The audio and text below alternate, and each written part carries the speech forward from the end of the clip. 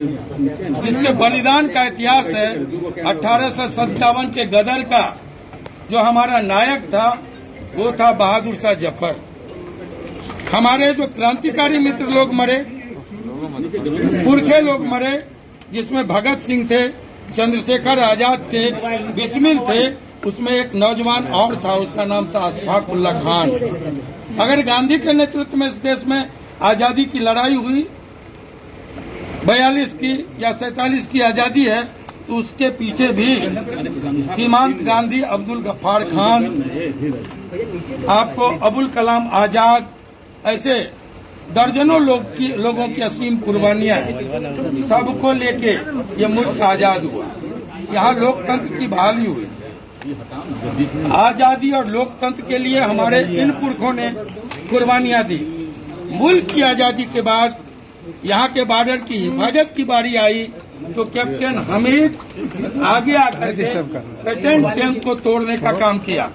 आज कोई सांसद निकले लोकतंत्र के सबसे बड़े मंदिर में अगर किसी धर्म विशेष को गाली दे, कोई सांसद निकले राज्यसभा के अंदर जाकर किसी जात विशेष को गाली दे, तो ये बर्दाश्त के काबिल नहीं है। लोकतंत्र के आप चौथे स्तंभ हैं, आप लोकतंत्र के पारुआ हैं।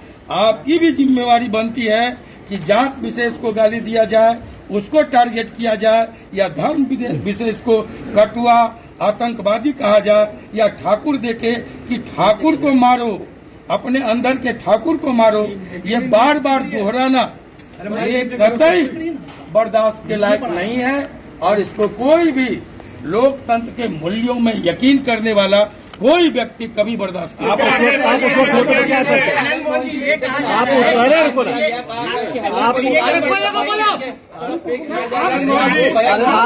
उस वक्त होते संसद में तो क्या करते हैं? संसद में होते तो क्या हो गया?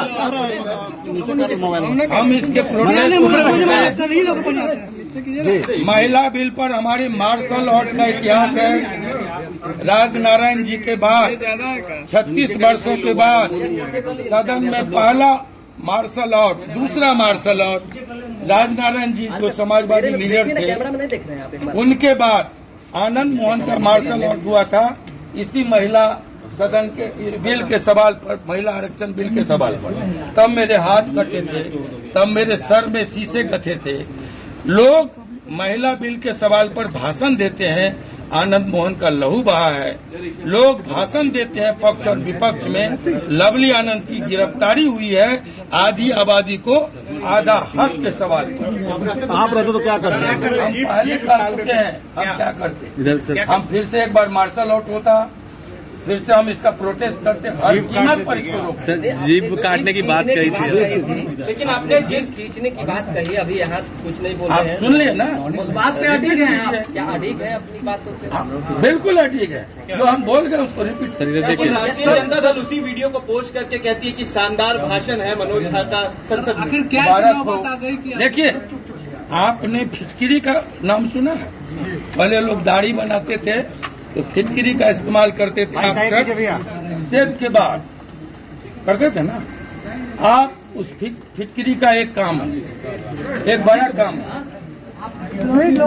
एक तो कीटाणुनाशक है जी, और दूसरा काम क्या है कि 1 टन, 1 क्विंटल आप 1 ड्रम दूध ले लीजिए, 1 ढेला फिटकिरी उसमें डाल दीजिए, दूध फट जाए। ठीक है सर, जमने ही नहीं देगा। तो मैं आपको बोलूं कि एक फिटकिरी झा है, वो नहीं चाहता है इस देश, इस प्रदेश में जो मार्शल कौमें हैं, जो कृषक जातियां हैं, वो इकट्ठा हो।